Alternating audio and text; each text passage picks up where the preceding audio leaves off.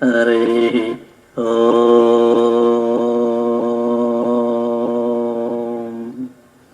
శుక్లాంబరధరం విష్ణు శశివర్ణం చతుర్భుజం ప్రసన్నవదనం ధ్యాయే సర్వవిఘ్నోపశాంతయే.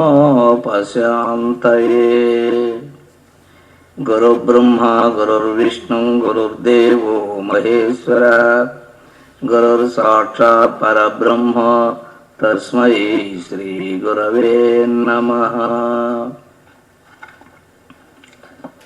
శ్రీ గీతాచార్య స్వాముల వారి గీతా మహోపన్యాసములలో 7వ అధ్యాయము జ్ఞాన విజ్ఞాన యోగం. ఈరోజు 7వ అధ్యాయము విజ్ఞానం అను పేరు గలది. విజ్ఞానం అనగా విశేష జ్ఞానమని అర్థం. ఇట్టి జ్ఞానం వలననే పరమాత్మైక్య జ్ఞానం కలుగుట చేత విజ్ఞాన యోగం అని చెప్పబడింది. జ్ఞానమును విజ్ఞానమును సంపూర్ణముగా తెలిసిన మాత్రమే ఆధ్యాత్మిక జ్ఞానము సంపూర్ణముగా తెలిసినదవుతుంది. జ్ఞానము 13వ అధ్యాయమున అమానిత్వాదులనియు విజ్ఞానము దానిలోనే చెప్పబడిన జ్ఞేయమనియు తెలియదగినది. వేల సంఖ్య గల జనులలో పూర్వపుణ్య విశేషం వలన ఒకడు సంసారము నుండి ముక్తిని కోరను. అట్టు కోరిన వాడిలో 1,000,000 మందిలో ఒకానొకడు మాత్రమే నిజతత్వమును జ్ఞానతత్వమును బ్రహ్మమును ఎరుంగబడును. అయితే తక్కిన ఇతర సాధకులు వ్యర్థులు కారు. ఈ సంవత్సరం మొదటి తరగతిలో ఉత్తీర్ణుడైన వాడు మరు సంవత్సరం 2వ తరగతికి, ఆ మరు సంవత్సరం 3వ తరగతికి వెళ్ళినట్లుండను. మరి ఒక చెట్టు పోయినప్పుడు విశేషంగా పువ్వులు పిందెలు ఉండను. దానిలో చాలా రాలిపోవును, కొన్ని మాత్రమే పిందెలుగా ఏర్పడును. దానిలోనూ చాలా పడిపోవును. ముదిరి పొండైన కాయలు చాలా తక్కువగా ఉండను. అలాగ అనేకులు జ్ఞాన మార్గంలో ప్రవేశించరు. మనస్సును నిలుపజాలక చాలామంది విడిచిపెట్టుతారు. చాలామంది వైరాగ్యమును అవలంబించి కొంతవరకు సాధించరు. వారిలో నిర్విషయములలోనూ సత్యములోనూ నిలవజాలక చాలామంది జారిపోదురు.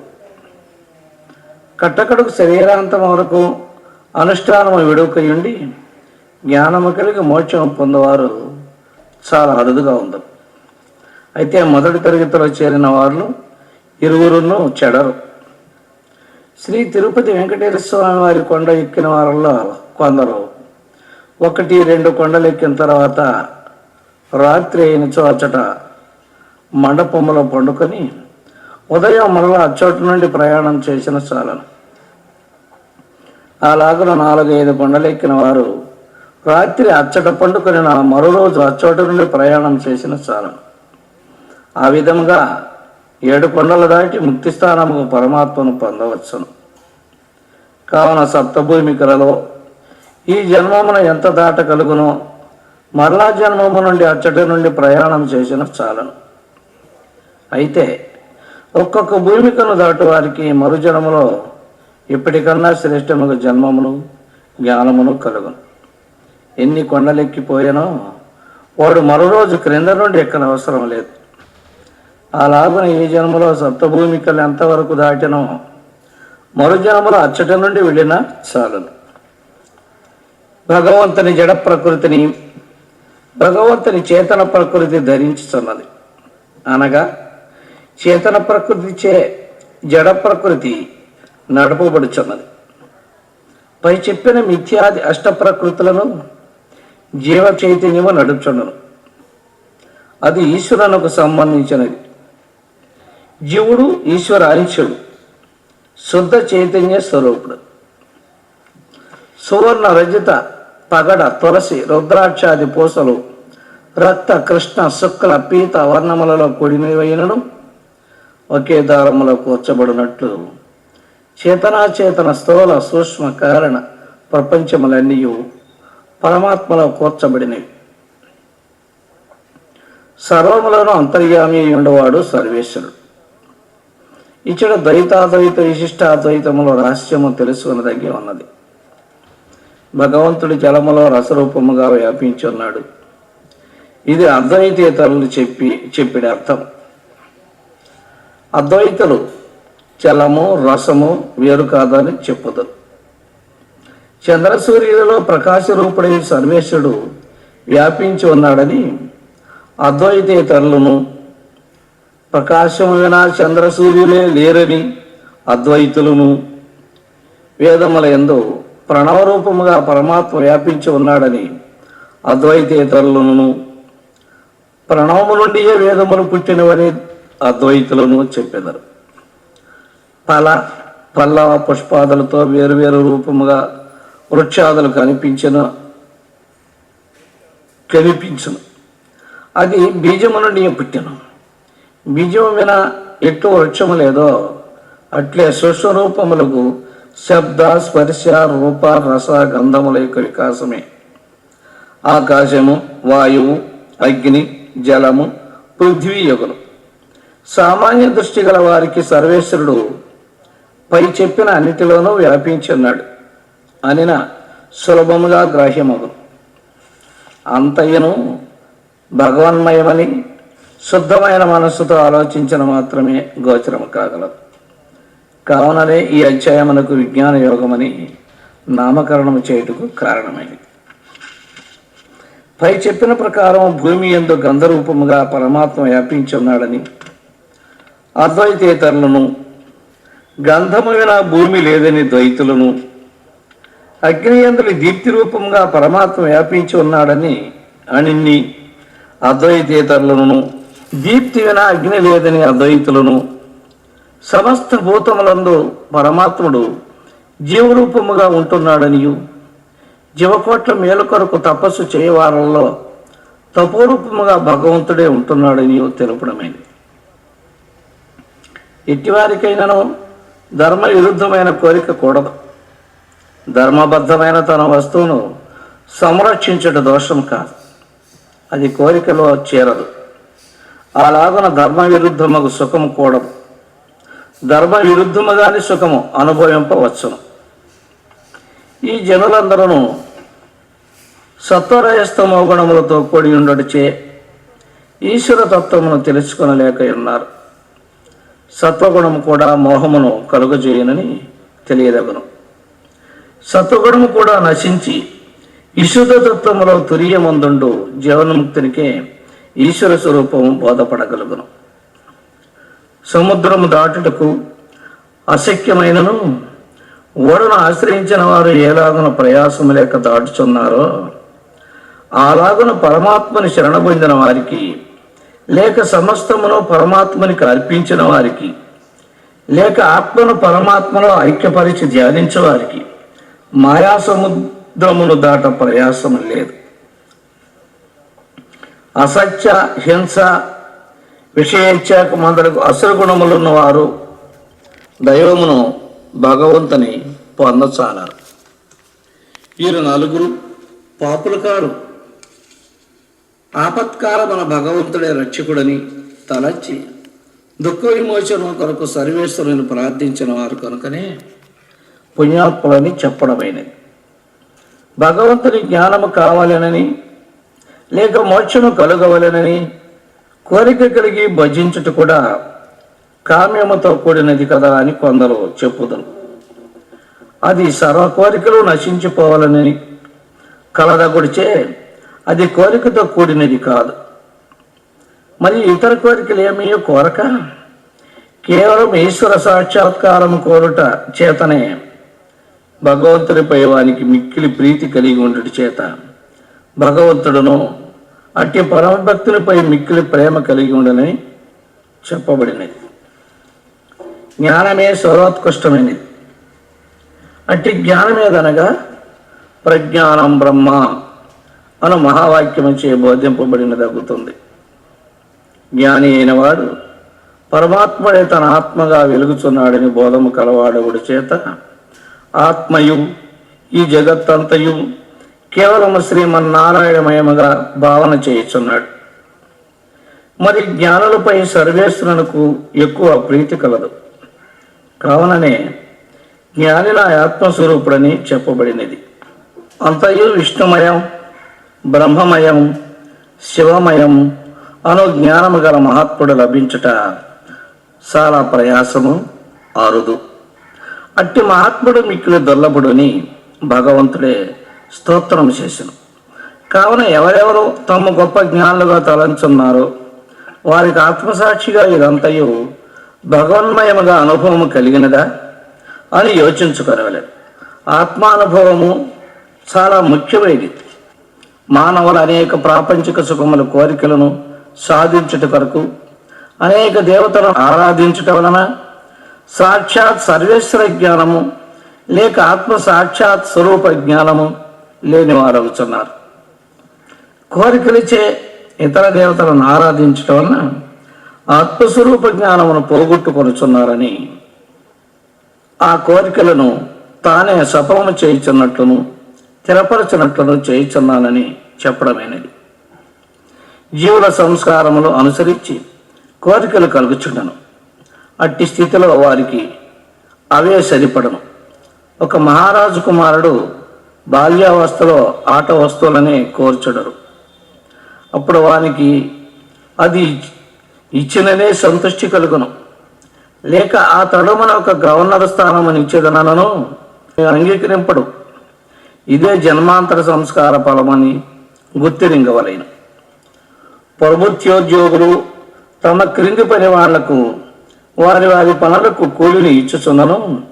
అది ప్రభుత్వము చేత ఇవ్వబడినదిగా నిర్ణయింపబడినదిగా ఉన్నట్లే ఇతర ఇంద్రాది దేవతలను ఆరాధించి పొందడు ఫలము కూడా అట్లగుచున్నది. కనుక ఏ దేవతను ఆరాధించినా జన్మాంతర సంస్కార పుణ్య పాప ఫలములే జీవులు పొందగలుగుతున్నారు. బ్రహ్మోపాసన తప్ప తక్కిన దేవతాపాసనలు చేయవారు స్వల్పబుద్ధి కలవారులని భగవంతుడే ఉపదేశించినాడు.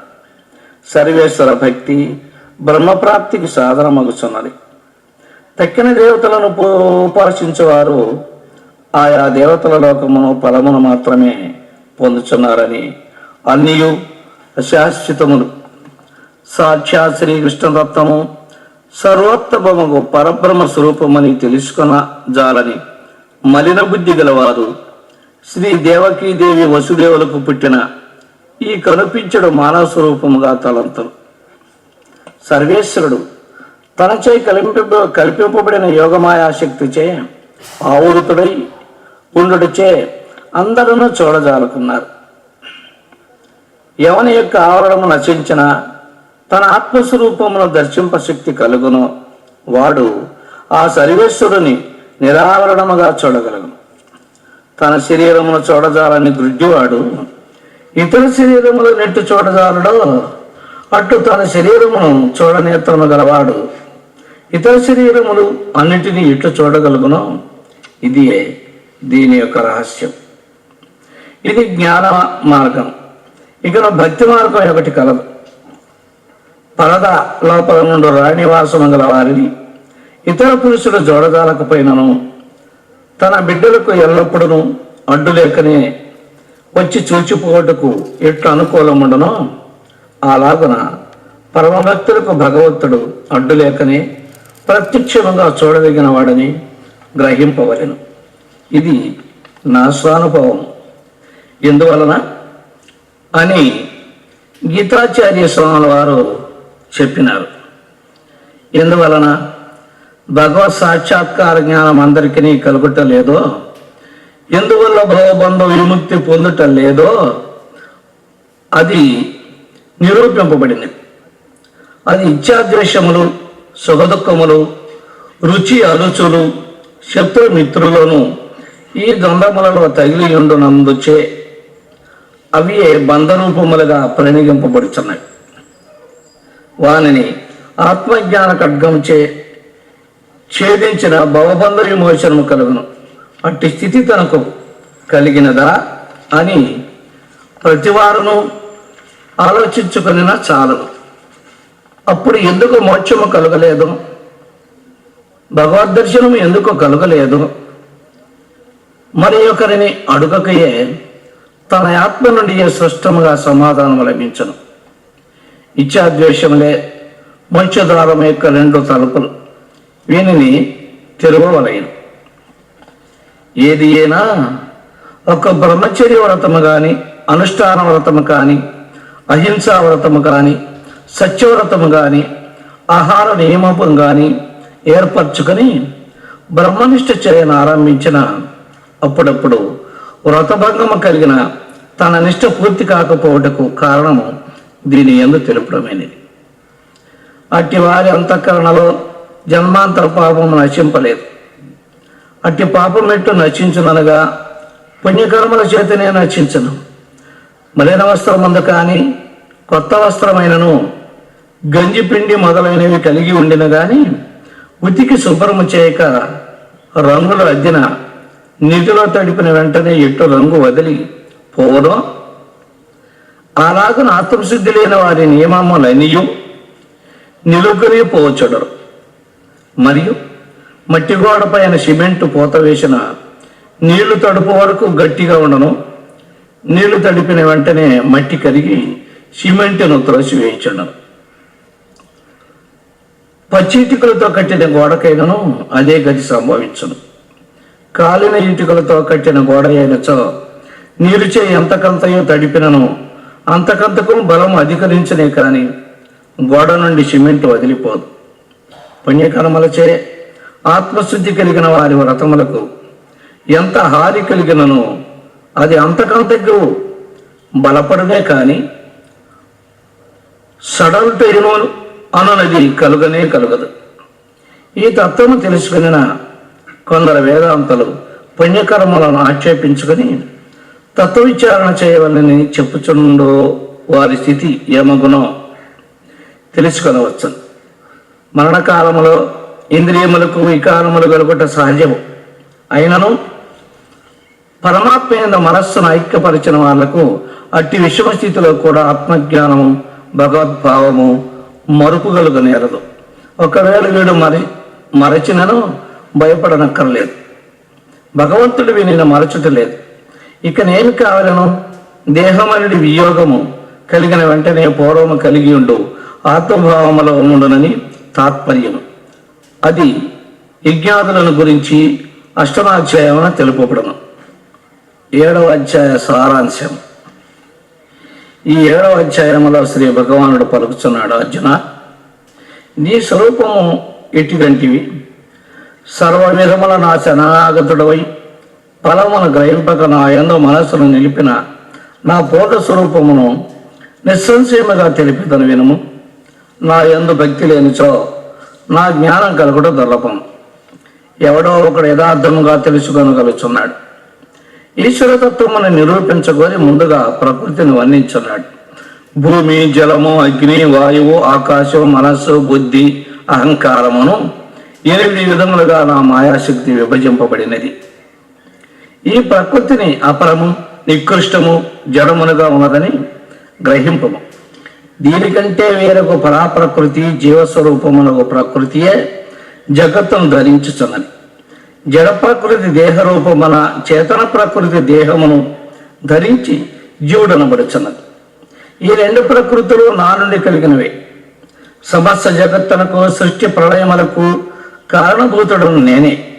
నీటిలోని రసమును, చంద్రసూర్యుల్లో జ్యోతిని, ఓంకారములో శబ్దమును, మనుష్యులలో పురుషాకారమును, పృథ్వీ అందరి గంధమును, అగ్ని అందరి దీప్తిగను, జీవులందరిలో ప్రాణవాయువుగను, వివేకులకు వారి వివేక బుద్ధిని, తేజస్వంతులకు వారి తేజస్సును, కామ రాగ వివర్జితముకు స్వధర్మానుష్ఠాన సామర్థ్యమును, సాత్విక రాజసిక తామసిక కర్మముల నా నుండి కలిగిన వానిగానే తెలుసుకొను. కానీ నేను వానికి అధీనుడు కాను. అవియే నాకు అధీనమున ఉన్నవి. ఇటు ఈశ్వరుడు నిన్ను లోకము ఎందరకు తెలుసుకొనజాలకున్నది. అందువా రాగద్వేషములు, మోహాదుల చేత ప్రాణులు భ్రాంతి చెంది అవ్యయమును, నిరుపాధికమునకు నా స్వరూపమును గ్రహింపజాలకున్నారు. తిరునాతిశయముకు నా మాయ నతిక్రమించుట కష్టము. కానీ ఎవరు ఇతర సాధనలపై ఆశపడక నన్నే ఆశ్రయించున్నారో వారే దుస్తరముకు ఈ మాయను అతిక్రమించుతున్నారు. భారత విపన్నుడు, తత్వజిజ్ఞాసువు, అర్థకామి, తత్వజ్ఞాని అను పుణ్యాత్మల నలుగురు నన్ను భజించున్నారు. వీరిలో తత్వజ్ఞానియే శ్రేష్ఠుడు. తత్వజ్ఞాని వాసుదేవునకు ఆత్మ ఇవ్వటం వలన వాసుదేవునకు తత్వజ్ఞానియే ప్రియుడు. వాసుదేవునకు తత్వజ్ఞాని ఆత్మ ఇవ్వటం వలన తత్వజ్ఞానికి వాసుదేవుడే ప్రియుడు. వీరందరూ నాకు ప్రియులే. జ్ఞాని నాకు అత్యంతము ప్రియుడు, నా ఆత్మస్వరూపుడు. ఇది నా అభిప్రాయం. తుది జన్మములు తత్వజ్ఞాని, ఈ జగత్తు వాసుదేవుడే, బ్రహ్మమే అని గ్రహించి నన్ను భజించను. ఇట్టి పురుషుడు అత్యంత దుర్లభుడు. ఏ ఏ భక్తులు ఏ ఏ దేవతలను భజించున్నారో ఆయా దేవతల రూపమున నా రూపాంతరమైన ఆ దేవత నుండి వారు కోరిన ఫలమును పొందుతున్నారు. సర్వోత్తమమును ప్రపంచాతీతుడునగు నా స్వరూపమును గ్రహింపక ఇతర దేవతలను ఆరాధించి అంతవంతములకు ఫలములను పొందుతున్నారు. మోహాంధకారమగు ఈ జగత్తు ఈశ్వరుని అవ్యయ రూపమును గ్రహింపజాలకున్నది. నేను త్రికాలజ్ఞుడను. భూత భవిష్యత్తు వర్తమాన విషయములన్నింటినీ ఎరుగుదను. కానీ శరణాగతుడు భక్తుడు దక్క నన్ను ఎవరును ఎరగజాలరు. వారు నన్ను భజించు తెలుసుకొనవలసిన దానిని అంతటినీ తెలుసుకొని కృతార్థులవుతున్నారు. కావున నా భక్తులు భ్రష్టులు కారు. ఈ 7వ అధ్యాయమునకు ప్రశ్నలో సమాధానములు. జీవుడు తరింపవలెననిన దేనిని తెలుసుకొనవలెను? జ్ఞానమును, విజ్ఞానమును, అనుభవ జ్ఞానమును. అధ్యాత్మ విజ్ఞానము యొక్క మహిమ ఎటువంటిది? దానిని తెలుసుకునేనచో సమస్తమును తెలుసుకున్నట్లే ఎగును. దేనిని తెలుసుకునేనచో సమస్తము తెలియబడినట్లే ఎగును? పరబ్రహ్మమును అనుభవపూర్వకంగా తెలుసుకునేనచో సమస్తము తెలియబడినట్లే ఎగును. భగవంతుని యొక్క అపరాప్రకృతి ఎన్ని విధములు? 8 విధములు. 1 భూమి, 2 జలము, 3 అగ్ని, 4 వాయువు, 5 ఆకాశము, 6 మనస్సు, 7 బుద్ధి, 8 అహంకారం. పరాప్రకృతి యొక్క స్వరూపం పెట్టిది. అది జీవరూపమైనది. దాని చేతనే ఈ జగత్తంతయు ధరింపబడుచున్నది. కావుననే ఉత్కృష్టమైనది. సమస్త ప్రాణికోట్లు ఎట్టేపడినవి పరాప్రకృతుల వలన. ఈ సమస్త జగత్తు యొక్క సృష్టి స్థితి లయములకు కారణభూతుడు ఎవరు? పరమాత్మయే. పరాపర ప్రకృతుల ద్వారా ఈ జగత్తు యొక్క సృష్టి ఆదరణను గావించుతున్నాడు. పరమాత్మ ఎట్టివాడు? అవ్యయుడు, నాశరహితుడు. పరమాత్ముడు ఎచ్చట ఉండను? అతని స్థానమేద్ది? త్రిగుణములు కావాలా? త్రిగుణములు సత్వ రజస్తమో గుణములు హృదయవంతు. జీవులైన పరమాత్మను తెలుసుకొనజాలకున్నారు. వారు త్రిగుణములకు ఈవల నుండిచే వానిచే మోహితులై ఆవలనున్న పరమాత్మను తెలుసుకొనజాలకున్నారు. భగవంతుని తెలుసుకొనవలెననిన ఉపాయమేమి? నిష్కామ కర్మ, భక్తి ఆది సాధనచే త్రిగుణములను దాటిపోవలను. అదే ఉపాయం. మాయ ఏంటిది? 1 దైవికమైనది, 2 త్రిగుణాత్మికమైనది, 3 భగవంతుడికి స్వాధీనపడి ఉన్నది, 4 దాటుటకు కష్టసాధ్యమైనది. అయితే భగవంతుడు ఎవరు ఆశ్రయింపరు? 1 పాపులు, 2 మూఢులు, 3 నరాధములు, 4 మాయచే అపహరింపబడిన అవివేకము గలవారు, 5 అసుర స్వభావమును ఆశ్రయించేవారు సంసార దుఃఖ సముద్రమును మునుగుచుందరు. మనుషుని జ్ఞానము అపహరించి వేయి దొంగెవరు? మాయ. భగవంతుడి సేవించు వారు ఎన్ని రకములు? వారెవరు? 4 రకములు. వారు 1 ఆర్తలు, 2 జిజ్ఞాసువు, 3 అర్థార్థి, 4 జ్ఞాని. చతుర్విధ భక్తులలో ఎవరు శ్రేష్ఠుడు? ఎందువలన జ్ఞాని నిత్యయుక్తత్వము ఏకభక్తి అను రెండు విశిష్ట గుణములు కలవు. జ్ఞానికి ఈ ప్రపంచమున అందరికంటేనే మిక్కిలి ప్రియుడెవడు? భగవంతుడు. భగవంతుడికి అందరికంటే మిక్కిలి ప్రియుడెవరు? జ్ఞాని. జ్ఞానికి ఎందుకు ఆధిక్యత యసంగబడెను? జ్ఞానికి భగవంతునకును భేదం ఉండదు. జ్ఞాని సాక్షాత్ భగవంతుడే ఎగుచున్నాడు. ఏ కారణంచే జ్ఞాని భగవస్వరూపములు పడయును?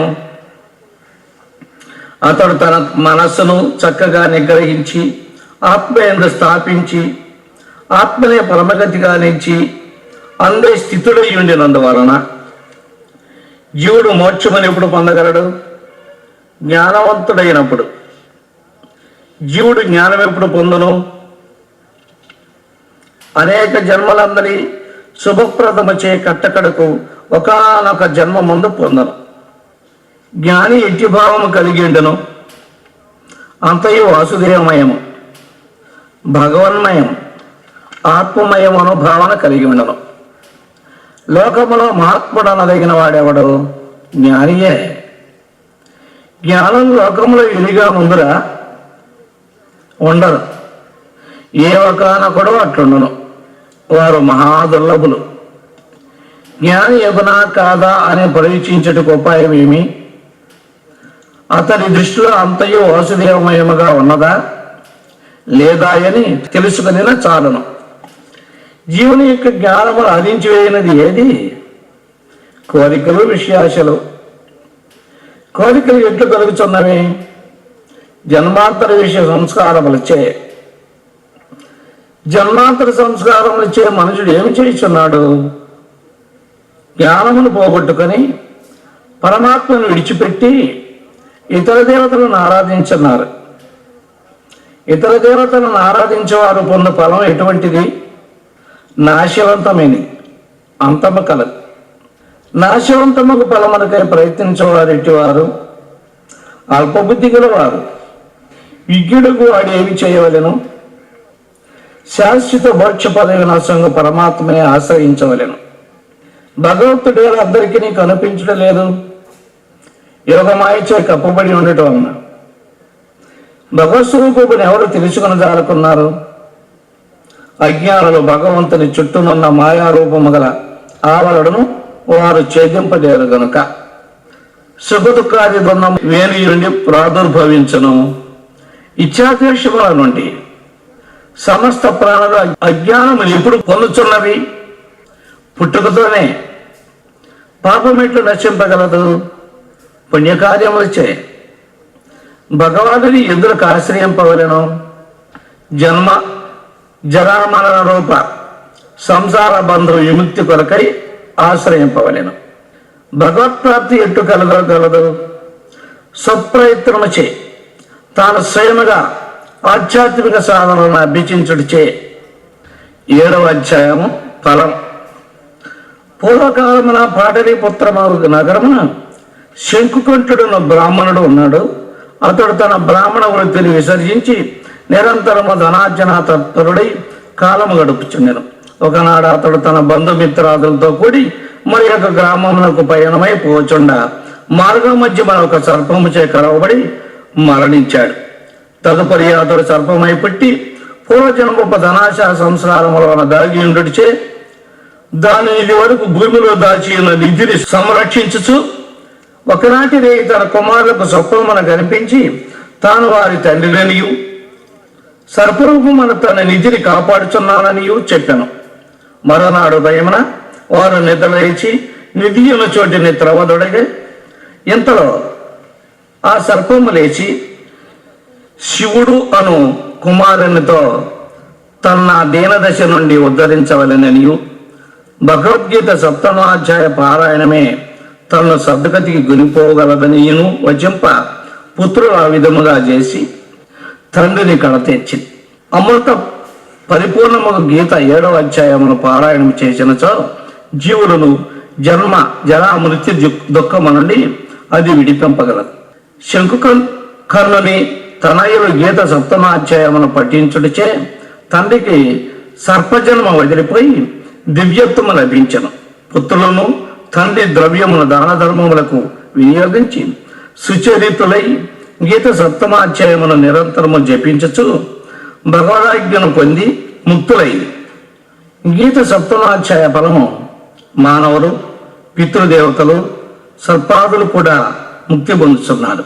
సప్తమాధ్యాయ ఫలము సంపూర్ణం. ఓం శాంతి శాంతి శాంతి. హరి ఓం దత్సతు. సర్వం శ్రీకృష్ణార్పణమస్తు.